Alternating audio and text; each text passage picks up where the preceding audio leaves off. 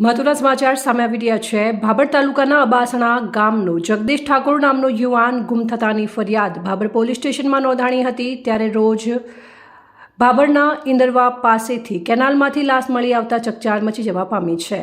હત્યા છે કે આત્મહત્યા તેવું લોકો મુખે ચર્ચાઈ રહ્યું છે। અબાસણા ગામનો એક યુવક 5 તારીખે ગાયબ થતાં ભાભર પોલીસ પંથકમાં 7 તારીખે અરજી આપવામાં આવી હતી। કચ્છ બ્રાન્ચ નર્મદા કેનાલમાંથી ઇન્દરવા પાસે ચરંડા જોડેથી લાશ જોવા મળી હતી। ત્યારે સમગ્ર વિસ્તારમાં ચકચાર ફેલાઈ ગઈ હતી। ભાભર પોલીસ સ્ટાફના માણસો સાથે નર્મદા કેનાલે પહોંચીને લાશને બહાર કાઢવામાં આવી હતી।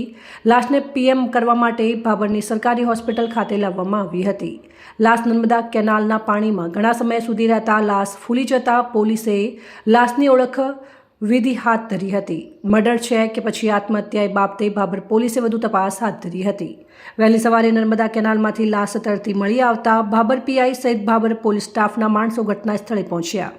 આ ઘટનાને પગલે આજુબાજુના વિસ્તારોમાંથી લોકો મોટી સંખ્યામાં નર્મદા કેનાલ ઉપર દોડી આવ્યા, જેનું મર્ડર કરનાર મુખ્ય આરોપીને હાલમાં ભાભર પોલીસે રાઉન્ડ અપ કરેલ છે।